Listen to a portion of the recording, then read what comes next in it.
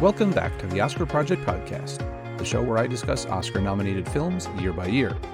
I am your host, Jonathan Eaterberg, and today I'm bringing you an author interview with Craig Singer and Michael Benson, authors of the new book, Moguls, The Lives and Times of Hollywood Film Pioneers Nicholas and Joseph Schenck, which is in stores September 24th. Before I jump into the interview, please be sure to subscribe to the show in your podcast player so you can get all the newest episodes as soon as they are released. If you like the interview and want to hear more, please consider leaving a rating and review in Apple Podcasts or Spotify. Craig Singer is a Hollywood veteran and director of films including A Good Night to Die, Dark Ride, and Perkins 14. Michael Benson is the author of more than 60 books on organized crime, including Gangsters vs. Nazis, and has regularly appeared on Investigation Discovery. They joined me on the podcast today to talk about their forthcoming book collaboration, Moguls, The Lives and Times of Hollywood Film Pioneers Nicholas and Joseph Schenck. Craig and Michael, welcome to the show. Thanks for having us, Jonathan. Thanks for having us. So I want to start off by asking, you guys are a duo writing about these two brothers, Nick and Joe, and at the dawn of the motion picture age, which one of you is Nick and which is Joe in your writing collaboration? This is the best question in the list of questions that you sent us, but it's funny because I thought about it. And we're both kind of arguably more Nick, but if we had to choose, I'll play Joe because Joe was, producing films, and I only say that Michael's Nick because Michael wrote a wonderful book about the Grateful Dead, and so his festive nature and the fact that Nick was really the showman of the midway of Palisades Amusement Park, so we'll call him Nick and we'll call me Joe.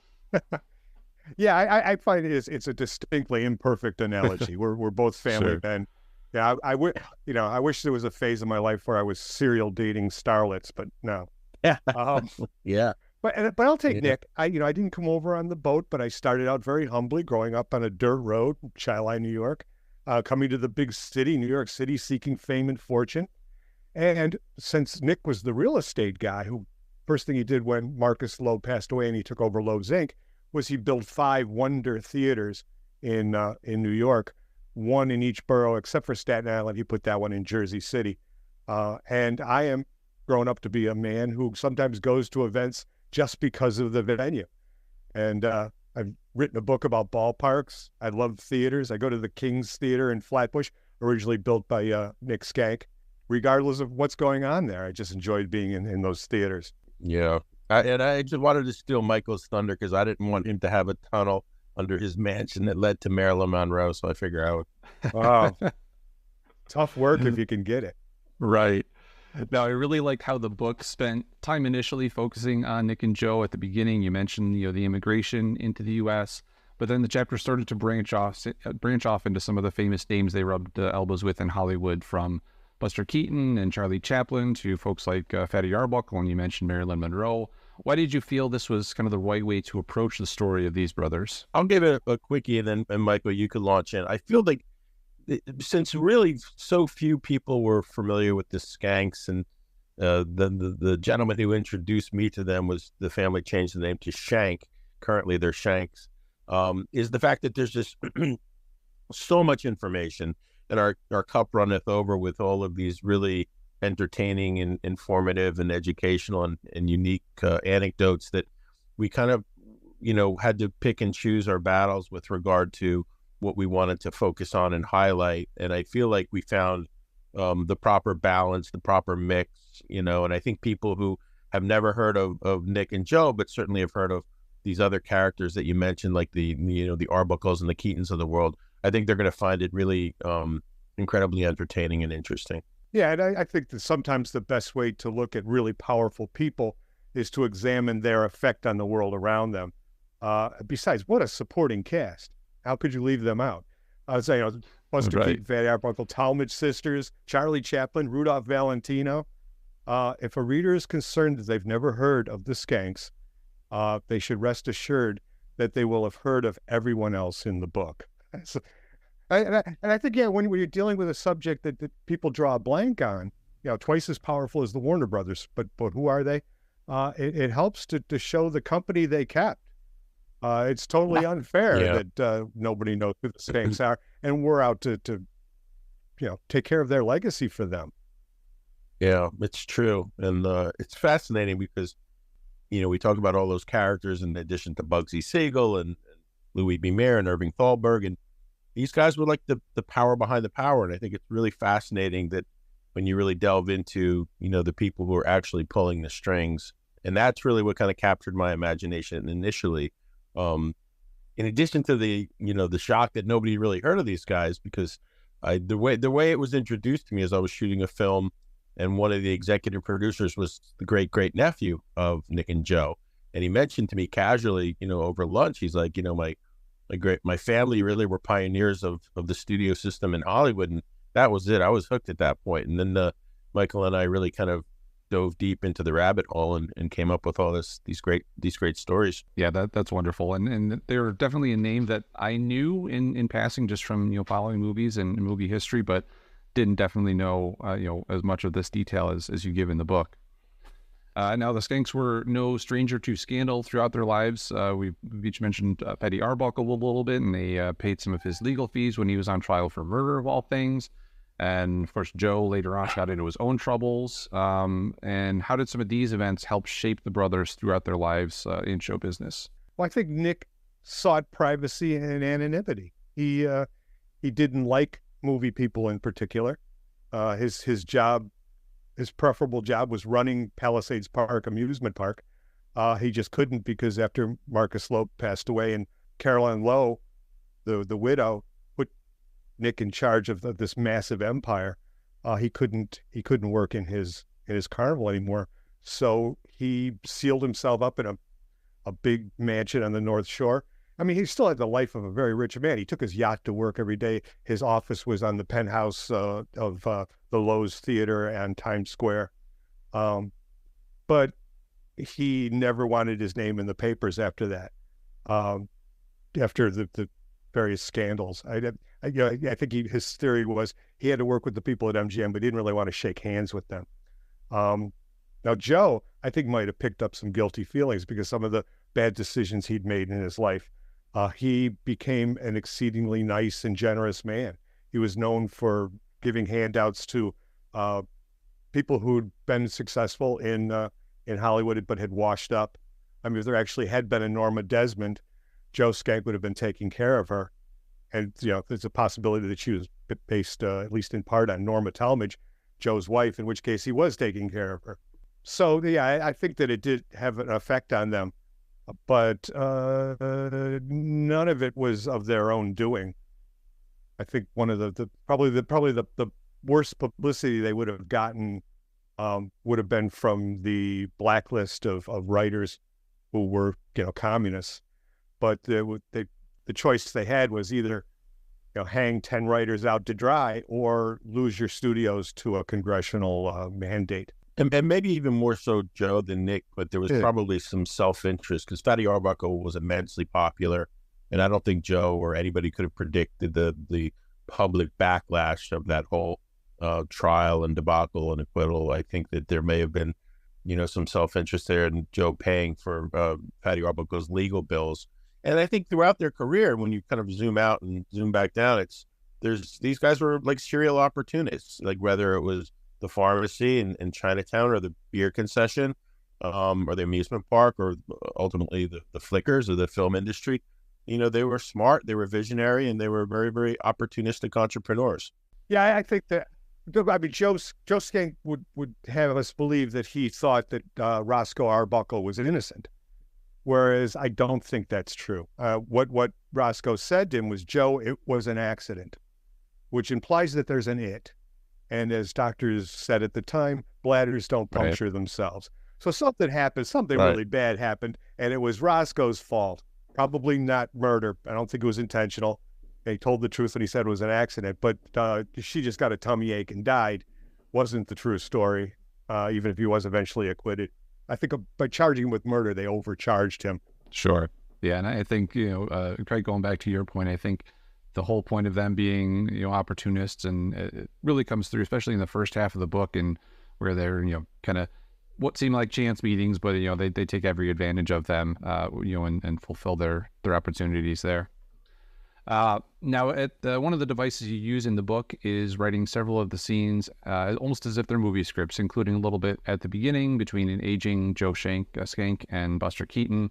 Where did the idea come from to write those scenes in that way? And then also how much, if any of those, are based on firsthand accounts?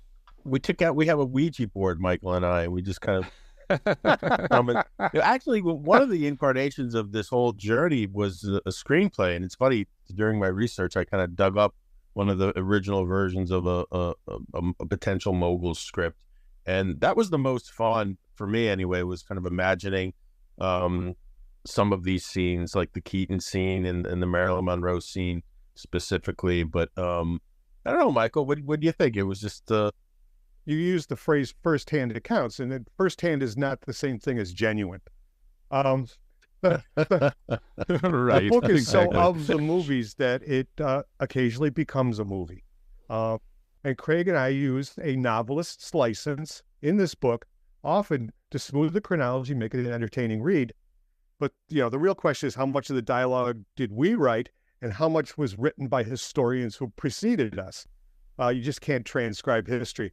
Even the chapter about Joe's trial, in which I did have transcripts and could have, used the first-hand accounts verbatim, I chose not to because readers just wouldn't stick with it.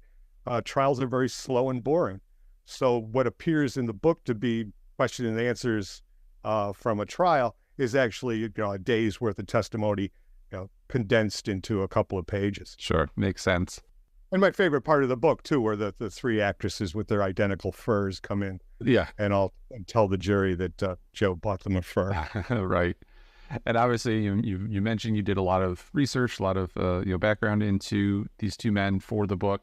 Was there anything that truly surprised you about them that you didn't know before going into the project? Well, for me, speaking for myself, it was just how incredibly powerful they were, and how I was considered myself kind of a student of film, as a filmmaker, obviously, but the fact that I'd not really heard about these two brothers and how much reach they had and how many things that they affected and how many things with regard to cinema and Hollywood they were directly responsible for. So for me, that was probably the biggest surprise. Yeah, I would say that how did they grow to be so unknown? I mean, for Nick, it was on purpose. He didn't want people talking about him, didn't want his name in the papers, and he trained his family to say no comment, which they have. And Joe didn't have a family of his own, so he didn't have anybody to amplify his legacy. So what happens is a couple of generations go by with nobody talking about the Schencks until you get to a world where everybody who's still alive doesn't remember them. Joe was by far the most famous of the two. In fact, he was dominating the headlines in 1941 because of his tax evasion trial with its actresses who were an implied menage a trois. He deducted both dates on his taxes as a business expense. But the trial's immediately followed by Pearl Harbor, which wipes the slate clean in terms of society's memory. So by the time we come along, very few people have heard of the Schencks, and hopefully we've fixed that problem. And he must have been a hell of a nice guy, because even the way that Buster Keaton, when he was down and out later in his career, how he would almost revere Joe and never speak ill of Joe, and always remembered and appreciated how Joe helped his family out when he was away. So things like that, really fascinating characters. Well, I think our book corrects history in that particular sense, that history will have us believe that Joe Schenck and Buster Keaton had a falling out, that he was fired after he made The General because it was too expensive, and he dished him off to MGM, and Buster Keaton's life fell apart. Whereas it just doesn't make any sense, because years after that happened, they're still going to fights together. They're still friends. They married sisters. They're having Thanksgiving dinners together. It couldn't have been that way. And I think that the fact that they were brothers-in-law is the key to that whole situation. Keaton was he was a Charlie Chan, Tom Cruise type performer. His stunts had to be bigger and more dangerous and funnier than the movie before. And I think that his wife, Natalie Talmadge, Norma's sister, was worried that he was going to kill himself one day. Harold Lloyd had just blown off part of his hand doing a stunt. So what Joe did just wasn't that bad. Dished him off to brother Nick. Right. Keaton got a raise. He had less to do, but he couldn't make his own movies anymore. And that's what set him on to day drinking. Sure. And were there any specific, you mentioned the trial transcripts and things like that earlier, any specific other articles, books, resources, anything that, really went into making the book and that people can check out if they want to delve deeper into the world of Nick and Joe Schenck? No.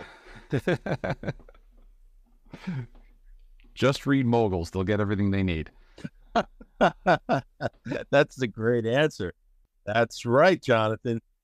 Well, yeah, Moguls had to be assembled from 1,000 different sources. The last time a writer focused his attention, one of the Schencks, was a 1941 series in Liberty magazine, which was during the trial, with Joe telling his life story to his own advantage. But since then, nothing. 84 years have passed, and now we have something new about the Schencks. Great. Well, we'll definitely make sure everyone checks out Moguls and learns some more about the Schencks. Now, I have a couple questions not specifically related to the book, but before I move on to those, is there anything else you want to touch on about the book? No, just that we really appreciate your time, and we hope that your audience enjoys Moguls as much as we enjoyed the writing of Moguls. I have a couple of things. I'd like to point out that it's not just a film history. It's an American history. It takes you through the first half of the 20th century in a big picture as well as a little picture. The Schencks' power could not be adequately gauged in money or possessions. Their movies informed Americans on how to be and taught the world of America's benevolence. They had a global impact with their product, which hopefully readers will understand when they read the book. Well said. Well said. Now, this might be the hardest question I ask all day, but if you had to pick your top 3 films of all time, what would they be? Go ahead, Greg. Boy, that's tough. That's very, very tough. It changes. I would say East of Eden, the Kazan film. I would say On the Waterfront, and the original Willy Wonka and the Chocolate Factory. Excellent. I worked with Bud Schulberg, by the way. He wrote On the Waterfront. My 3 are The Godfather, which I think is the greatest movie ever made, The Wizard of Oz, and it comes up in Moguls because Nick Schenck was a charter investor in Technicolor Inc., pushed to have movies transform into color, and in 1938/39 used color in perhaps its all-time greatest usage, both to show the burning of Atlanta and Gone with the Wind, and to indicate in The Wizard of Oz that we weren't in Kansas anymore. And my third pick, Chinatown, which is just a beautiful color film noir in dusty L.A. Just the way it gradually lifts the layers of off of evil is just tremendous. And all 3 have soundtracks that can't be beat. Absolutely. Yep. Those are all good choices across the board. Now, if you could invite any 3 movie characters to your next dinner party, who would they be and why? Michael, you go first. I'm still thinking. Okay.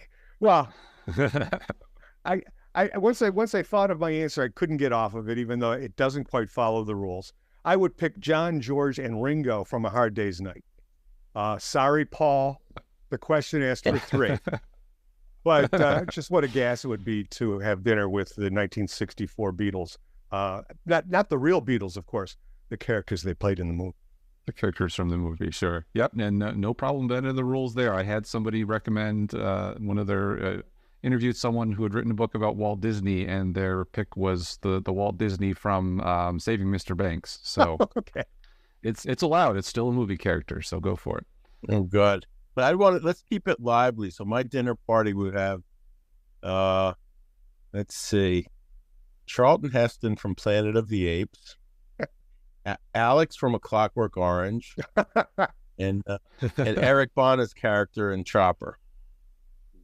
Wow. Oh my goodness, that's definitely going to be a lively Neither party. one of us invited any girls.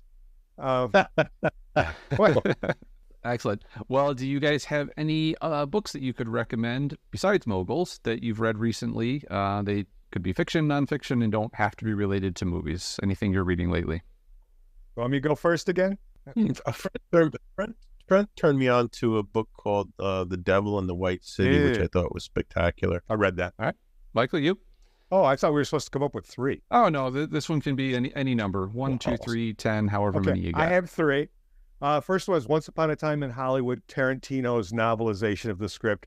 As you know, we've been experimenting with mixing script style with novel style, and that's exactly what he does there. And the whole idea that he writes a novel in a totally visual form without getting into anybody's thoughts, just their actions, is pretty interesting. Second one is The Long Goodbye, my favorite book of all times, Raymond Chandler. Classic piece of existential literature in a noir world of private detective Philip Marlowe. And third, The Last Tycoon by F. Scott Fitzgerald, which, first of all, thanks to Terrence Winter, who in the foreword to Moguls compared our book to The Last Tycoon. Next to Gatsby, it's my favorite Fitzgerald, and even though it is unfinished because he died, I read it to perk up my own writing. I don't know quite how it works. I don't steal from it. When I read it, it sharpens up my writing skills. On the other end of that stick is Ernest Hemingway. If I read him, my writing is shot for about a week. But Fitzgerald definitely tends to put things in focus for me. So I go to him fairly regularly for therapy. I believe the last Tycoon, I believe, was Kazan's last film, Monroe Star, famously portrayed by Robert De Niro, and Nicholas De Niro shared the screen. It was a fantastic film. Great score as well. Excellent. Well, and last thing before we wrap up here, do you guys have any other projects lined up that you're working on now? Books, movies, anything? And also, where can people follow you on social media and elsewhere online to keep tabs on what you're working on? Yeah, I'm working on a number of different film projects, drama and a few thrillers and an animated project as well. Working with Inked Magazine, which is the world's largest tattoo magazine, on a thriller called Tat, T-A-T, which I'm excited about. It was announced they're doing something called the Face of Horror competition where people can actually submit to be in the film. And then, I'm on Instagram, LinkedIn, Facebook, pretty easy to find. Okay, I have a few things in the can as well, as they say.